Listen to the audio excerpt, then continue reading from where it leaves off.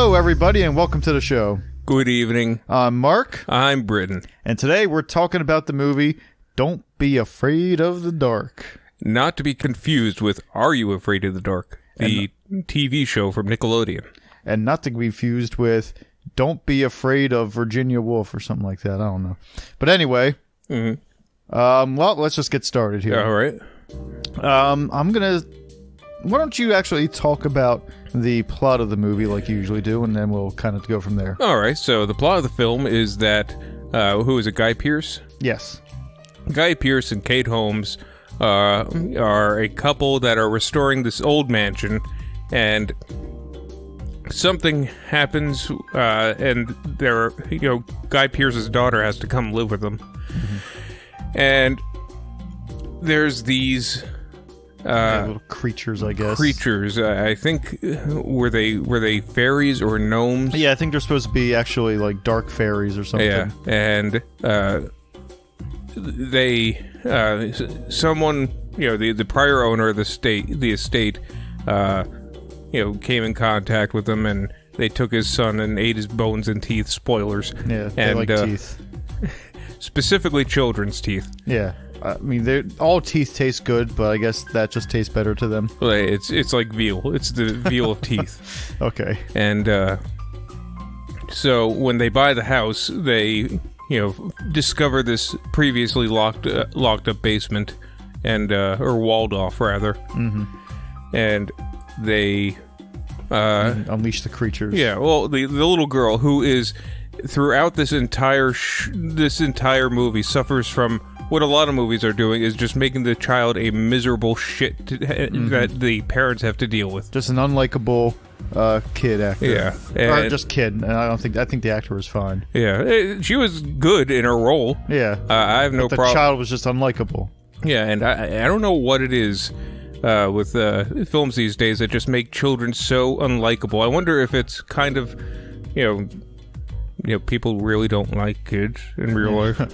I remember when we were watching this, I mentioned to you that there is times where we've seen movies with kids actually be done well, especially in horror movies, and this wasn't one of those cases. Like, look at The Shining. Yeah, The Shining, because he wasn't being shown this great world of the hotel and being like, yo, I don't like this. Yeah. This sucks. I hate this. Like, she was living in pretty much a little girl's fairyland, where it had a secret garden, it had a little koi pond, it had, just wonderful things for a kid to kind of go around and discover. And she was just miserable the whole time. Like, one of the complaints she said was that her bed was too big. Yeah. It's like... What? What are you talking about? The biggest first world problem you can ever have. Oh, my bed's too big. There's too much space for me to enjoy. Had such a nice big climbable tree. Yeah. Oh, that tree was great. That was the tree was the highlight of the movie. The tree was the best actor. But I am gonna say a little wooden though. Yeah. I am gonna say that this may be a bit of a controversial opinion, but yeah. As far as the horror movies we've seen, especially the horror movies we've seen on Netflix, this really wasn't the worst. It was all right. I mean, there was Guillermo del Toro had a hand in it, and you could kind of see that, especially with the little creatures. I almost positive he designed the little creatures. Yeah, they definitely have that lank, kind of creepy, sickly design that Del Toro is known for. The Del Toro charm. Yeah. But I will say, that being said, the fact that this wasn't the worst movie that I've seen on here, it doesn't make it a good movie. No, it really... There was a lot of times where it started off well.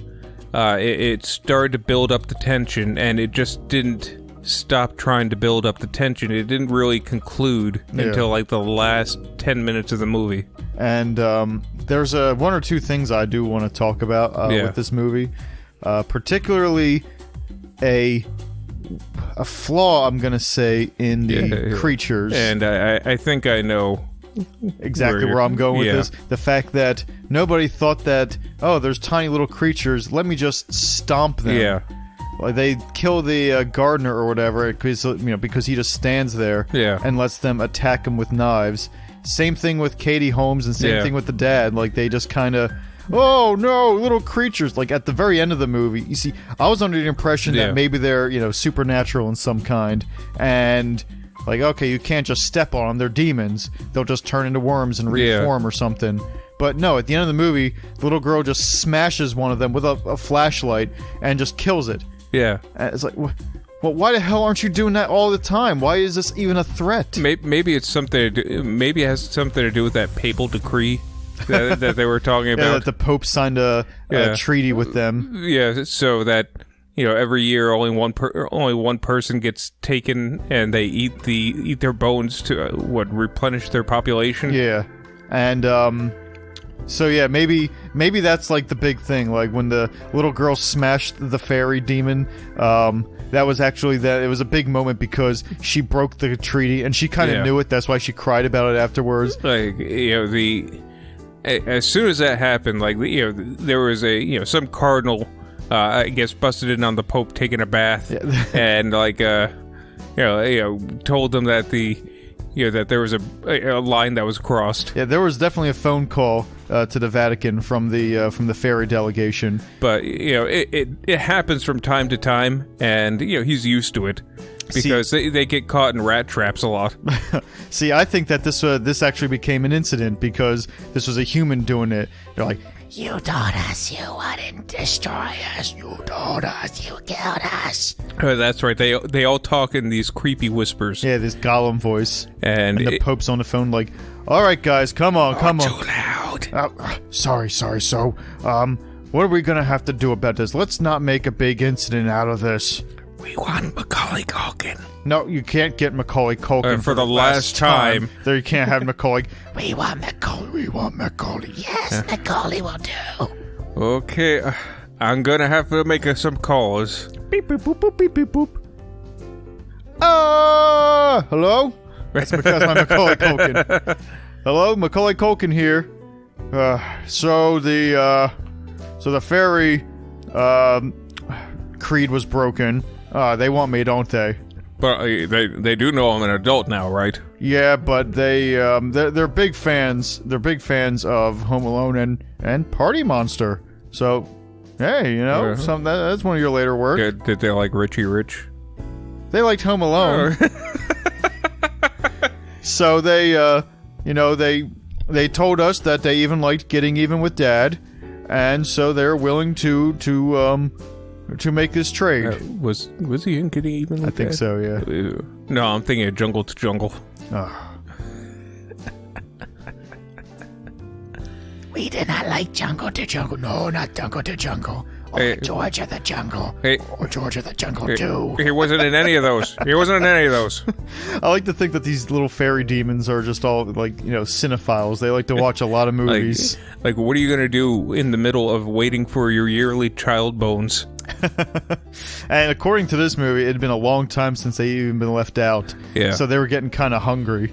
Well, it kind of begs the question is, like, I know the Pope, signed the contract with them, but is the only exit to their underground rat person city in this one little house in Rhode Island? I'm gonna have to say maybe. I can't imagine it is, but or maybe that's just the East Coast branch. Yeah, it's like it's like in Doctor Strange. They have they have different branches throughout. Like. The West Coast and the Midwest branch, they've kind of written them off. They thought like the fumigator got them, but they were just locked in that in that ash pit. I didn't know that was a thing. I didn't know people just dug a big hole in the bottom of their house just to toss ashes. And I guess if you. And it's definitely a bad thing to do nowadays because they realize that attracts fairy demons. Yeah. And so they're like, what are we going to do with our ashes then? And you can't really get rid of them because you have the papal decree. It's like that lousy Pope. When they were going over in the library, they were going through the whole history of it. Yeah. Once the librarian mentioned that the Pope signed this decree with them to kind of have like a treaty. I really want to know what that was like. I was hoping that he flipped a picture in the big book, and there was like a picture of the Pope, shaking hands with the fairy demon delegate, it's. I imagine there was a little demon fairy Pope with his little hat, and they're shaking hands. It's like there's definitely an historic moment, so they have people coming out with pictures and everything. Yeah. See, I think they mentioned it was early, like way earlier. Before invention of cameras, but I want to, I do want to imagine that there's a lot of people in press hats, a lot of old, 1700s, like Da Vinci with like a press hat on. What they should have done is shown how these things were an influence, throughout history. They have one shooting Archduke Ferdinand. Yeah, the Black Plague was caused by them. One in the grassy knoll.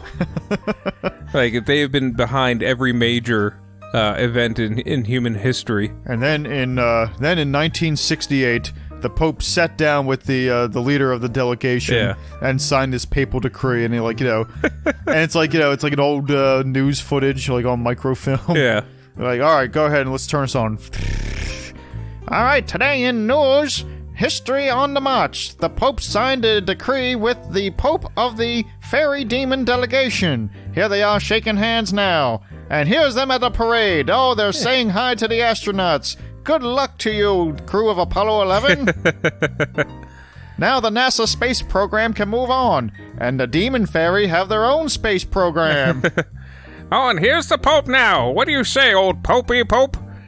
I think we will live in an era of peace which shall not be seen for millennia. And what say you, Demon Delegation Pope? We think that this is a very good deal. What do you know? This is a... Thank you very much, folks. You heard it here first. So, yeah. Our version of this movie would be, I think, far superior. I would have so much more fun. If you introduced the idea that the Pope sat down with these demon fairies and had some kind of accord. Yeah. How do you not follow through with that in any way? How do you just let that one hang out there? How do you just gloss over, oh yeah, these things sat down with the Pope and made a deal? Because, they're clearly not wild animals or just driven by any kind of base instinct. Yeah. They have some kind of intelligence to them. There's a society. Yeah, you see, here's how I would have made it better. Yeah. Aside from all that Pope stuff, I would have had the little girl or Katie Holmes being, spoiler alert, I would have had one of them been abducted by the fairy demons. Yeah. Very, very early on, maybe end of the first act. Think like Carol Ann in Poltergeist. Okay. But I would have shown her in this fairy, kingdom of a fairy demon kingdom, and I would have kind of made it, use your imagination, having them show her around. This is where we make our water. Here's our sewage treatment plant. Yes, that's where our sewage treatment plant. Before we eat your bones and teeth, we will show you our art community. Oh, they're very good. Oh, very good. Do you like Home Alone? Oh, everybody likes Home Alone. What's Home Alone? Get the teeth. Yeah, get the teeth. The teeth. The teeth, delicious teeth. So, that would have been the first act. We would have seen a little bit of that. And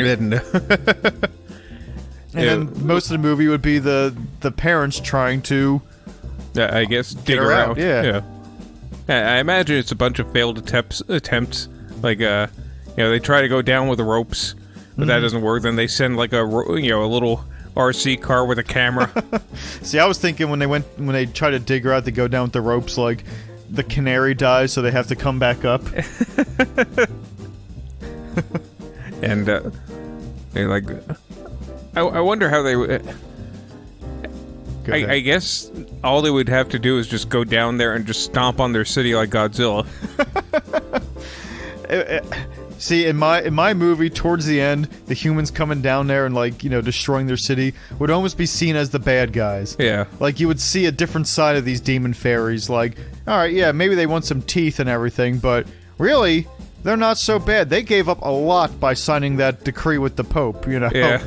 Like, they are living on the edge of what is possible. They're at the breaking point here. But I know they're mischievous and all that, but like a garden hose on full blast down there for for a day is just gonna solve your problem for you.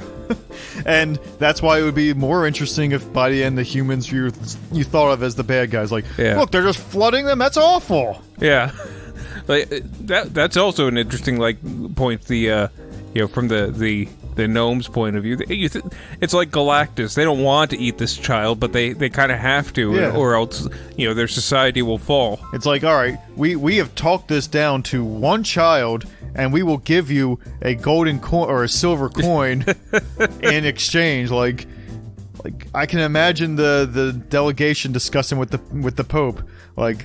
We need many teeth and bones. Okay, but we can't really do something like that, you know? Like, we have plenty of graves you can just dig up under. Must be fresh, more must be fresh and good. And children, yes, children. Like, there's dead kids everywhere you can dig up. Come on. All right, how about we leave you some money for the children? Oh, yes, we give you silver. Silver coin. Ooh, silver's good. What? 1 silver coin for a child's life. Hold on a second. We have accepted your deal. No, that was a question. They're all cheering from the crowd, and like the children delegation is cheering as well. Yay! Oh, yay! Because it's only one child now. Yeah. Yay! And what an historic peace accord. That. Flashpoint. Go ahead. I had nothing. I was going to do the same bit we just did, and the president has come down to speak his approval of the accord that has been put on here. It is a very good accord. I think it is probably the best accord that we could have hoped for. Oh, and now we have the UN speaking in response to the accord that the Pope has signed. Mr. Ambassador. It is a good accord. That's all I got. You had it here, folks. So yeah, that's how I would change up the movie. I think I would add that the humans were the bad guys, and it would be more from the demon fairy perspective, because we know the human perspective. We live in the human perspective. Yeah, the human perspective, it's been done. Yeah. But I want to see other things like they've been a part of. Like, I want to see some of these demon creatures in the like the jungles of Vietnam. I want to see down in this little village. I want to see their demon fairy fire department all running out with like little fire hats and everything. Like, I think it'd be great. They have like a little tiny Tonka truck that's like that they drive around in. It's like also a fire truck, and they use a squirt gun to try and put the fire out. Yeah, exactly. And like they come out like covered in more ash, and they like wipe their brow. We got it. It took us a long time, but we got it. They're carrying like a little tiny demon fairy baby. But they have to call in an army when a mole gets in there. I think they have like demon fairy Spider-Man who takes care of the moles. Yeah, he's like he's their resident superhero. He goes around, or some kind of superhero that goes around and helps him out, like Captain Fairyland or something. There are a lot of issues with having to live underground, especially when you're a tiny creature. Mm-hmm. Like, you have to deal with worms and grubs. You have to deal with moles, snakes, and then the humans get down there and they have to call in like the Avengers. Yeah. How would the Avengers have to deal with these? Well, let's see. If the real Avengers deal with it, because let's say they had to call like the Demon Fairy Avengers to stop the human, because to them we're the Thanos. Yeah. But like if the regular Avengers had to stop these things. I don't know. I mean, I just imagine Captain America just smash him with his shield. Captain America would be against it because the Pope signed an accord. Yeah, that's 100%. That's what starts the Civil War. And another one. Yeah. Steve, I'm of course Iron Man. These little creatures, they're causing us problems. Just smash them and we'd be good. I can, right there. Watch this. Stomp, and that's it. They're done for. Like Ant-Man. Ant-Man is both the worst person and best person to deal with that problem. Like, yeah,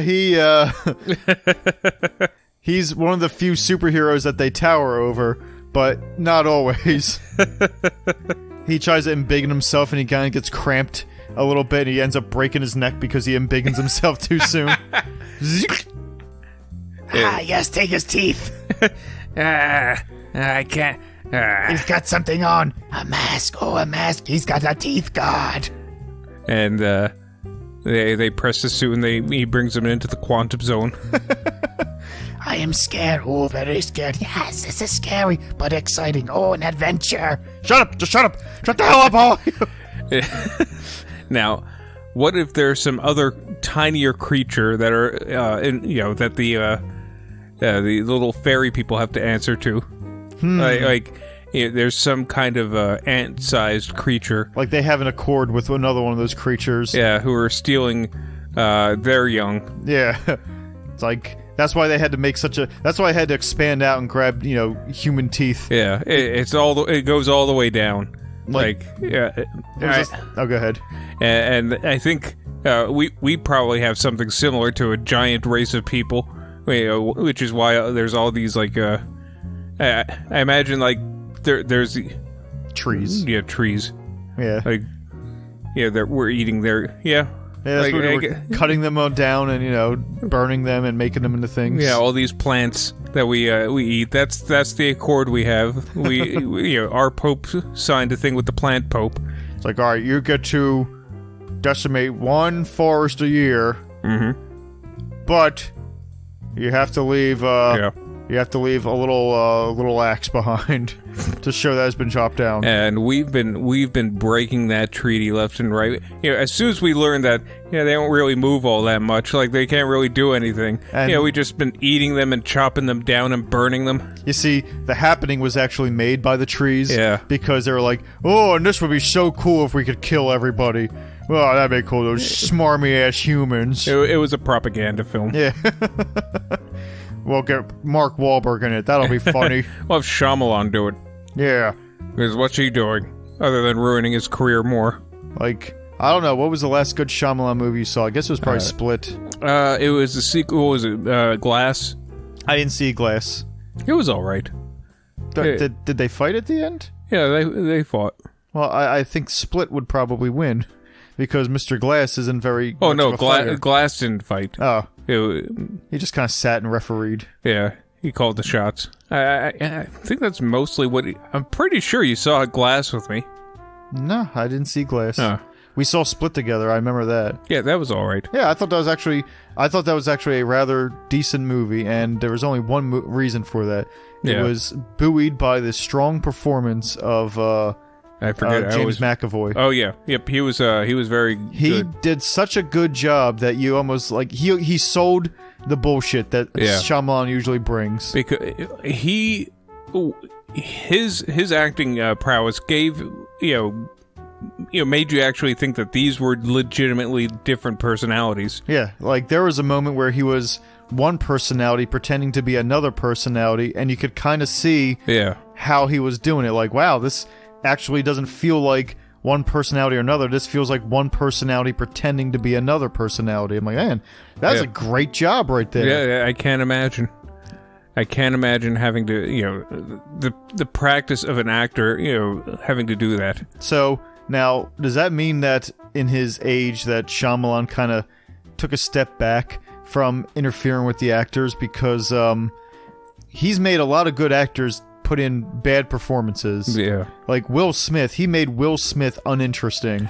It's like it was a bad call on his part. Like, let's make a story where you have these creatures that can smell fear, and so you have to be deadpan and emotionless. Maybe it was like, maybe Will Smith was like, all right, in the contract, I'll be in your movie, but I don't have to act. Yeah, I don't want to do anything at all, but yeah, this is more of a lesson for my kid. Yeah, that's pretty much what it was. He was just sitting in a chair for most of the movie. I mean, as in, like, the kid that misbehaved, and this was like a punishment for him. You better get your act straight, or else you're going to be in another Shyamalan movie. I'll be good. Mm-hmm. It's like, why didn't they just use Axe body spray to cover up their smell? I don't know how it works. It's dumb Shyamalan science.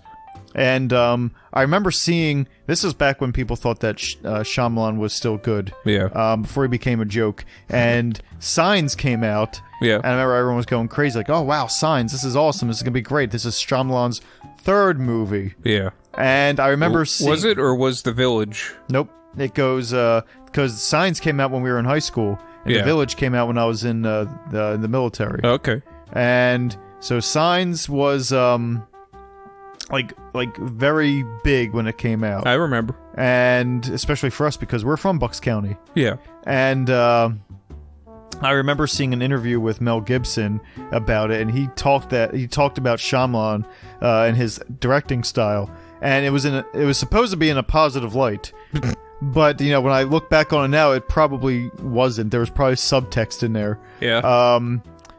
Because he was saying things like, usually I don't really act like that. But Shyamalan, he just, he was very unique with his directing style, and he made me do things that I normally wouldn't have done as an actor. How did he get Bruce Willis? Well, in 3 movies. Yeah, I was gonna say, nobody knew about him before The Sixth Sense, and then The Sixth Sense came out, and it was a good movie, and it still is a good movie. Yeah, it still holds up. And so everyone's like, oh, wow, this is really good. So he's like, hey, Bruce, you want to come back for another one? He's like, yeah, okay. So he comes back for Unbreakable, which was okay. Yeah, it wasn't bad. The more I see it, the more I realize that, this is actually a decent movie. Yeah. I was underwhelmed when I first saw it, but I think I was just waiting for that, for it to be as good as Sixth Sense, which it wasn't. No. But it still was a decent movie. And then I think he started learning his lesson a little bit. He's like, oh, come on, you gotta come back for the end of Split, and then for Glass. He's like, all right, what am I doing? And then so he goes out and does it. And, I don't know if he's in any more Shyamalan movies. Probably not. He definitely wasn't in Lady in the Water. No. Poor Paul Giamatti was in that. Oh, gosh. And the girl from Ron Howard's daughter. Yeah, from Jurassic World. And Spider-Man 3. And no one... I think there's a handful of, maybe bit or character actors, but... was John Leguizamo in that? No. No, it was someone... it was someone else like John Leguizamo. Bob Hoskins. Yes, it was Bob Hoskins as John Leguizamo. I know it. Lady in the Water. Mario, that's me. Would you say Lady in the Water is his worst movie? That's tough because I haven't seen a lot of his movies. That's true. I did not see the Will Smith Cypher one. Rage, yeah. The ones we have seen, The Happening's pretty bad as well. I haven't seen The Happening. Of the movies I have seen by Shyamalan, it's I'm gonna say it's the worst one, Lady in Water, because the only other one that I can kind of say is tied for that would be Last Airbender. Oh man! But here's the thing, that movie was a treat. That movie was a non-stop treat to me of how bad it was. And don't get me wrong, it was bad. I'd say from quality wise, it was probably overall a worse movie than Lady in the Water. But Lady in the Water was kind of boring. And Lady in the Water was boring. While the last Airbender was so poorly written that it was a joke. It was almost like a guide of how not to do a movie. Yeah, Tell me all you know about Prince Zuko. Prince Zuko, blah, blah, blah, blah, blah, blah, blah, blah, blah, France. Just giving exposition. Yeah. Like that. Like, oh my gosh. I think we spoke about... I think we have too. Yeah. And absolutely baffling. So we'll have to do that one. Yeah, so please do yourself a favor and watch this movie. This movie is fantastically awful. Listen, if you like bad movies, like we like bad movies, then you'll want to watch Last Airbender. You can avoid Lady in the Water unless you have really good hearing. Or end vision.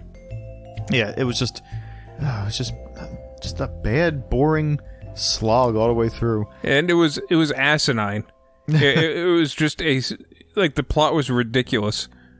And, like, I guess if you want to see Paul Giamatti, like, take a visible step down in his career, then yeah, by all means, go see Lady in the Water. And it's a shame, because I really like Paul Giamatti. I do, too. He was the best monkey in Planet of the Apes. Yeah. Let's see. I can't really think of any other... Yeah, that's the only Paul Giamatti movie. Yeah. He's got to be in other movies. I mean, I didn't see Sideways. I didn't either. Wasn't he in Hollow Man? No, it was a guy we thought was Paul Giamatti. Let's see. He was in that Illusionist movie with Ed Norton. Oh, yeah. It wasn't that good of a movie. Maybe... I just like Paul Giamatti. I like... Do we need a good movie for him to be in to like him? Like, he's done good roles, I just don't know what they are.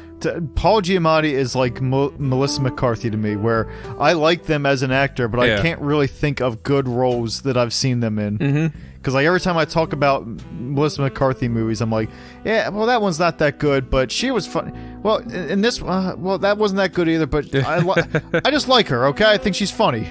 And same thing with Paul. Yeah, exactly the same with Paul Giamatti. It's gonna bother me now. After this, we're gonna have to look up Paul Giamatti movies and. Like, I would invite him to my birthday party. Is all I'm saying. I think he'd have a good time. And I think he'd bring me a cool present. You think so? I kind of think that. I don't know. He's secretly bitter inside. Maybe he would. I bet you he'd bring me a bottle of wine because of that movie Sideways. I hope not. It's like, I'm not really a wine drinker, but thanks. And I'll take it back. I'll drink it here. Like, no, that's okay. Yes, it's fine. Like, what would you have rather had for your birthday? Well, I would have liked the Tonka truck. No. I don't know what impersonation we're doing, but it's definitely not Paul Giamatti. Like, let's see, this will not stand. I don't know who that's. I don't know who that's supposed to be either. I think it's supposed to be. I see nothing. Yeah. I was gonna say. I think it's supposed to be Sergeant Schultz. John Banner. Is that the name of Sergeant Schultz? Yeah. I know things like that. I guess. That's obscure. The delightful John. I only know that from Mystery Science Theater. They had a whole joke about John Banner in because in one of the movies he's in there. Oh, really? Yeah, in the one of the space movies, I don't know. And he's in there, and they just keep on going on. And I just kind of put that in my mental Rolodex, like, someday this will come in handy that John Banner was Sergeant Schultz. Like, all right, I'll put this in here, and there we go. And I finally used it. Now I can rip that card up and throw it out. Now I don't know his name. It was Stockard Channing. I don't know. I remember there was a time where we were talking about for some reason I forget his name. But, John Banner. No, but it was Fred Mertz from I Love Lucy. Oh, okay. And I forget his name, but we were just going on and on about how kids love their Fred Mertz references and I guess we just have random bits of knowledge stuck in there that we can bring out any random time. I mean, this is one of the reasons I think that we watch such a wide array of terrible movies, so we can always have just a little piece here and there. Like Cats was a good one because good for many reasons, but that was an exhausting movie. But we put that in our mind because I'm like, someday I'm gonna need to do a Mr. Mistopheles joke. I can just belt it out. Or Jenny Any Buttons. Yeah, Jenny Any Dots, thank you very much. Is it Jenny Any Dots? I thought it was Jenny Any Buttons. Jenny Any Dots. Oh, pardon me. Oh well, I never. Was there ever a cat so clever as magical Mr. I'll stop. You do not look happy. Not happy. Britain not happy. Britain mad at cats. Cats hurt Britain. Don't worry, we'll get to that soon. Yeah. It's, that is on the list. I will say that, to be fully honest, we did try to do one, but our heart wasn't in it. We were almost broken from it. Yeah, well, you were exhausted from laughter, and I was just exhausted. Yeah. I was just tapped out. I couldn't... Like, I laughed so hard at that movie. It was the closest I think I've come to madness in a long time. And this just sucked my soul out. Yeah, Britton got done. He had his head in his hands for a very long time. Usually we embellish, but that's not a joke. That's not... He was just... Oh. I think... Didn't I start drinking immediately afterwards? After the podcast or after the movie? Yes. I'm gonna say yes. I'm gonna say there was probably much that you don't remember, post movie. It was like, I remember, I don't know if I told this before, but I remember when first time we watched Pink Flamingos. Yeah. Not only did we both had to clean ourselves out from that filth. Yeah, that was a rough one. And we just couldn't stop talking about it for like an hour or two afterwards. We were just sitting up and just like, and what was this scene? What was this scene? And don't get me wrong, I love that movie. I thought that movie was hilarious. But I remember, I just remember laying on the floor after that movie. Yeah. That movie hurt. Like, I remember, like, you gave up. Yeah. You were done. Oh, I'm done, Mark. Britton, come on, get up. And I think there was only one other movie that hurt me that much, and it was what was it? Master of Disguise. Oh. That one hurt just as much. That was a terrible movie. That was tough. Like, yeah, I remember just laying on the floor. Britton, you gotta get up. No. Britton, you gotta get up. No. Come on, I could get a shovel and start to... Come on, roll over at least. I don't care. Come on, Britton. Hey, Britton. You want some liquor? You want some liquor, Britton? I don't care. Come on, Britton, just take the liquor. No. All right. Hey, Britton, do you want some Doritos? You like Doritos? Britton, come on. You know what? I just put the funnel in your mouth. Take the liquor.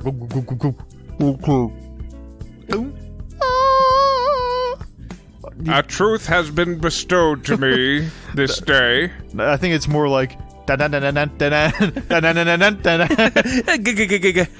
you just go on like, you jump up and you start hitting me. Like, I make a muscle and there's an anchor. Yeah. Real quick, and then I just pummel you. Oh, stop! I need an outlet for the pain! I'm not even doing this. Like my face is caved in. You're like Homer Simpson when he eats the sour candy. You get up and you just wipe your brow. Yeah. I needed that, thanks. I just want you to know, it wasn't anything personal. I just had to hit you. Those are flies circling around me. I just piled laundry on you. That made my problem go away. And surprisingly, it took a long time for anybody to notice. Where'd Mark go? Why's that laundry smell? No reason. Hey, come over here. Okay. And then there's a second pile of laundry. Gee, when are you gonna do this laundry? Hey, Mark's half of the rent's due. Boom,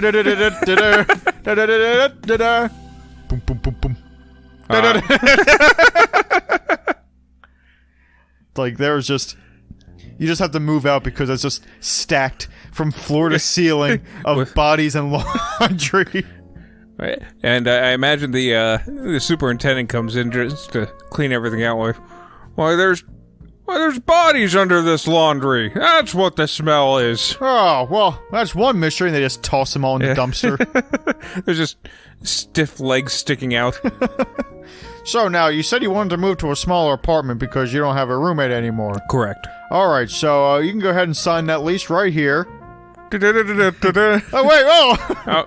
Okay. An initial here.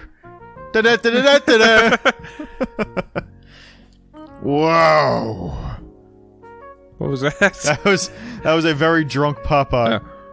Wow. It sounds like he's more, tripping out. Whoa. Well, blow me down. Look at the trails. Oh, that hurts so much. Popeye, I'm worried about you. You stay away from me. Throws a bottle of spinach. A can of spinach just shatters against the wall. Because he could do that. It's that is actually within the realm of reason in a Popeye cartoon. That he shatters a can of spinach. Yeah, exactly. Yeah, there's no rules in Popeye. He breaks it over Bluto's head. Then they start pummeling each other. That was a pretty good Bluto. And they start fighting. Like he was worried about him one moment, but he has his limits. Popeye is such a classic, such a classic cartoon. Back when, during the Depression, you could solve all your problems with a fist fight. Yeah, with consumption and fighting. Yeah. It's like, if you're gonna fight over that last can of spinach, it's gonna come down to, fisticuffs. Yeah. If you can't start an argument with something without it turning into a violent fight. Yeah. And I know you've talked about this to me many a times, but Popeye versus Bluto, especially the older cartoons, was so interesting because it was almost like two people who can control the space-time continuum. Yeah, it was almost a battle between two gods. Yeah, and I remember watching when I think Popeye punched the sun one time, or something like that. I remember in one of the first episodes, he punches a cow into meat, meat steaks, and then he punches a train. Yeah. And it deflates. The deflator would get a black eye. It was one of those two. Yeah. And it's like, wow, this is... So, I don't understand. I haven't seen the Popeye movie. With Robin Williams? Yeah, but I'm going to go on a limb and say that it's a musical, because I know that. Yeah. And that you don't see this epic fight between two... Probably not. I guess I'll have to be in the future. We'll have to watch the Popeye movie. Yep. And... the other description I gave it's almost a ballet of violence. Yeah. Each punch and kick and neck break is is done in time to the music, which was usually done by a live band. People were spoiled for entertainment back then. Know. And now we have movies where I'm the pretty thing that lives in the house, where it's 90% nothing. Well, I guess producing a movie is cheap when people worked for food. It's like, alright, do you guys want this can of beans? You're gonna have to split it between the entire orchestra.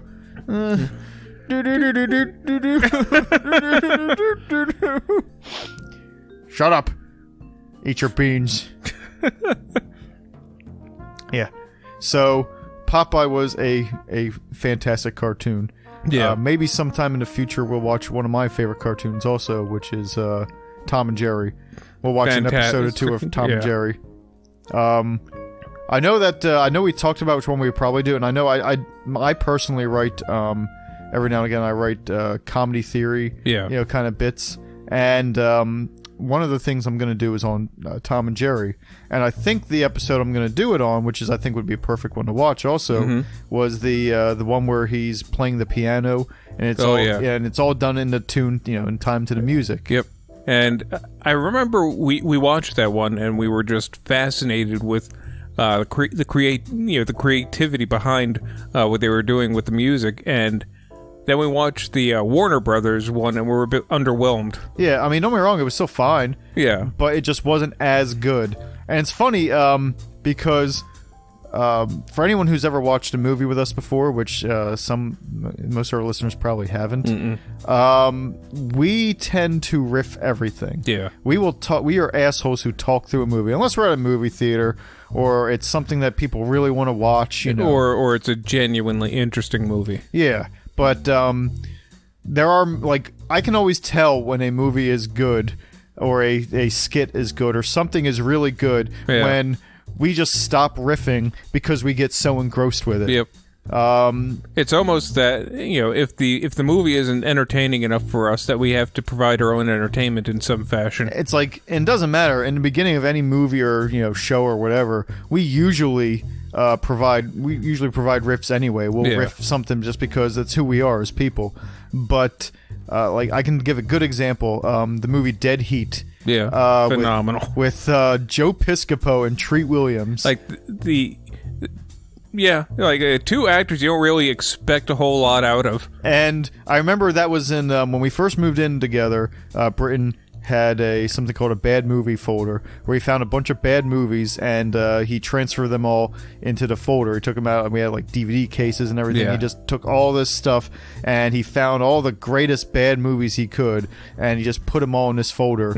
And he drew like a little skull and crossbone on it. And I remember Dead Heat was one of the movies that was in the bad movie folder. Yep. And we just kind of went through, we watched it, we put it on. In the first 15 minutes, we were riffing along with it, you know, with the best of them. And there came a point, I'm gonna say maybe about like a half hour into the movie, where it was just silence, where we were just stopped and we're like, okay, movie, you had our curiosity, but now you have our attention. Like, I think it was around the time that we saw Vincent Price was in it. Yep. I remember, and I remember there was a line in it, because I'm going to give a little spoiler about the movie because I don't think we'll ever do it. It's a great movie. We should, check it out. Yeah, I know. Check it out because it's a fantastic movie. But the plot of the movie is it's an 80s movie starring Treat Williams and Joe Piscopo, because that's where 80s movies, you know, you're not going to find Joe Piscopo today in a movie. You find him in the ground. Yeah. He's still alive. Yeah, he's still alive and kicking. Yeah. But they're cops, they're partners, and they're friends. And Treat Williams dies. He dies in his asphyxiation room by an evil corporation, and they bring him back to life with this resurrection machine. So he's basically a zombie who has to solve the murder, his own murder, before he decomposes. And it's fucking awesome. It's a zombie buddy cop movie. And he gets shot like a million times and he's fine. But the point that I remember where I think it all started turning around is there's a line where he's, you know, pale and everything because he's dead, and the girl says something like, "Wow, you look like hell," and he says, "Lady, I'm fucking dead." I remember you turned, he's like, "That was actually kind of a badass line." And I was like, "Yeah, I'm actually kind of getting into this movie." Yeah, and I remember from there it just got it got better. I remember the point where I went from enjoying it to being like, "Oh man, this is something special." Gleeful, yeah, is when. You know, another spoiler. Like, he gets in a car accident, and you know, it was a fire, and he's all burnt up, and they're putting him in an ambulance, and they sabotage him. The bad guys. So you know, they kill the ambulance driver, and the only thing he can really do is just put the ambulance in neutral and roll down a hill. And, you know, just his, you know, he's having fun with it. He's just going, whoa! Yeah, right before he crashes, like, oh, yeah! Yeah, and it's just, I'm like, this movie just gives you so much. Like, he steps out and he gets into a fight with another zombie, so they're just lighting each other up with machine guns. Yep. And it's just, and this goes back to something that I know I've talked about here on the podcast before, but, you know, movies nowadays, it seems to have one idea that's just stretched over 4 servings. That movie just never stopped having ideas, or at the very least, it took this concept of what could a zombie cop do, and it explored every single permutation that you like, everything that they could think of. That, you know, they put it in there, and it never stopped being entertaining. And you could tell it was done with passion because everything was thought out. The acting. Well, even the acting was good.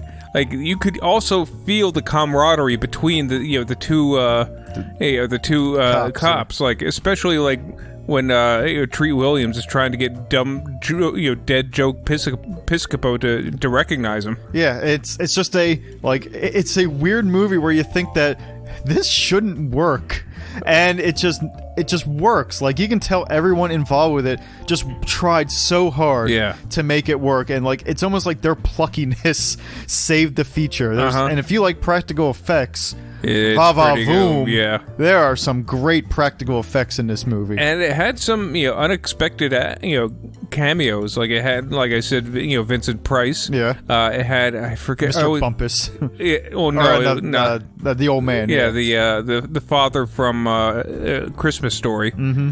Darren McGavin, that's his name. Yeah, Darren McGavin. He's also the father in Happy Gilmore. If I Yep. No, that's Billy Madison. Billy Madison. Yeah.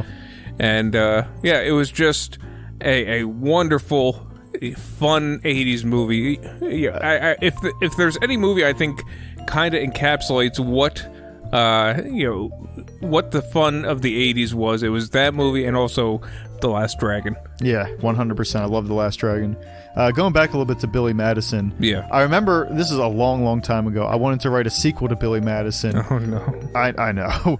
I was like, I think I was like 14 or 15 years old. It was like right when I started watching those movies. Okay. And I was like, hey, I got an idea for a sequel. It's called Brian Madison, and it's about his father. And what happens is, his father, through some scheme or failed thing or sabotage or whatever, loses the rights to his company, or he gave his company. I know he gave his company to his son, but like the entire Madison name gets lost because of something, and so now his father has to go to not back to elementary school, but has to kind of go back into some sort of academic program, and Billy's his teacher, and and like once he died in real life, Darren McGavin, I figured, I guess we can't do that now. But with deep fakes these days... Oh, yeah. We can... What will you do with it? You got enough on the paper. That's my Adam Sandler. I thought it was Scooby-Doo. Billy, I'm your father. Could you please just give me an A? Billy, please. Please. What are you teaching these kids? Oh my God. Chris Farley comes in real quick. Don't worry, I'm here too. I'm in the movie. Ruin your damn movie pretty damn quick. It would just... Maybe there shouldn't have been a sequel. I'm starting to think now why they never did a sequel to that movie. It didn't really need one. Yeah, good versus evil, I guess. He saves the day, and the guy gets shot. Everything's fine. And, yeah. Oh, go ahead. Yeah, he didn't really... Wait, the guy... Oh, that's right, he did get shot in the ass. Yeah, shot in the ass. By Steve Buscemi. I forgot about that. Steve Buscemi's still alive and kicking, as of this recording, and, I had to clarify that. And he can... He'll do anything. I mean, he's a great actor. I love Steve Buscemi. Yeah, he's kind of like, Paul Giamatti. Yeah, I mean, although I can think of many roles that was good with Steve Buscemi. Yeah. He was good in Fargo.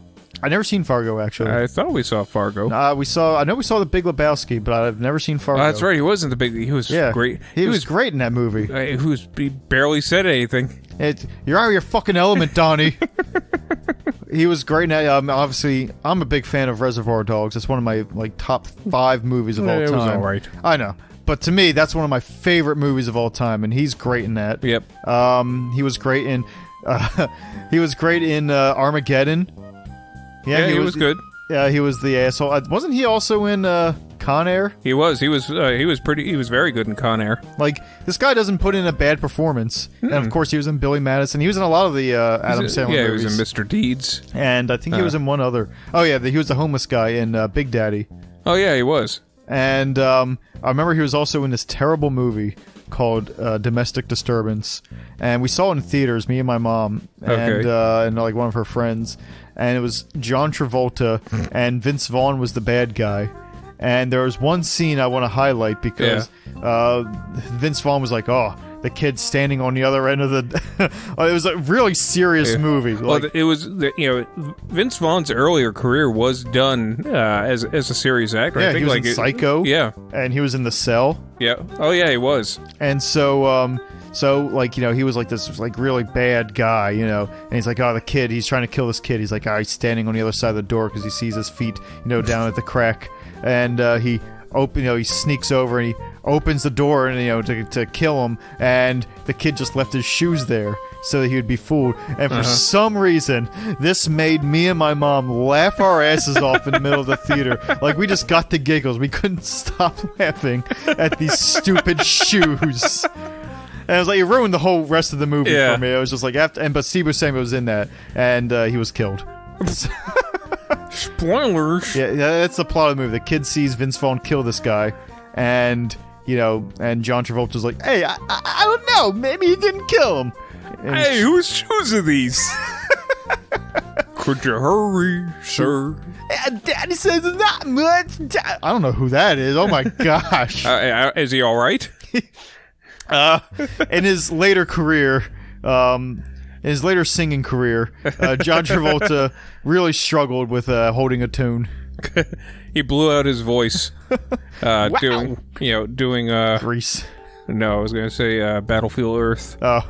I was going to say, like, Urban Cowboy or something. I don't think he sang in that. I did not see Urban Cowboy. I got chills. They're multiplying. Ooh. Man. Was he in a haunted house singing?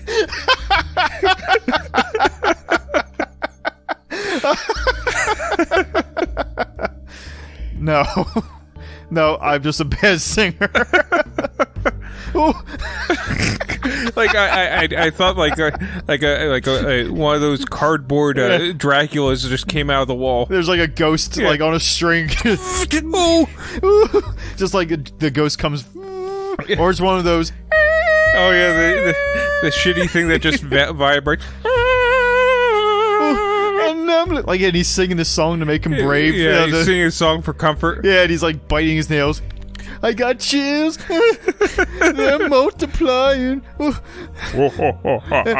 And I'm loose. In control. And on that note, don't be afraid of the dark. A lesson that John Travolta could have learned in that haunted house.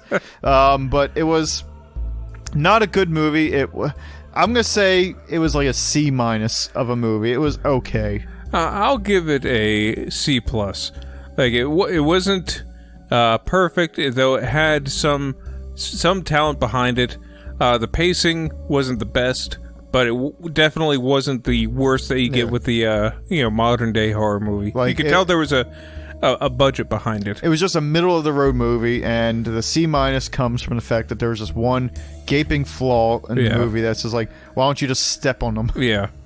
But yeah, so that'll do it. Take it easy. A toodaloo. That'll hold a little SOPs.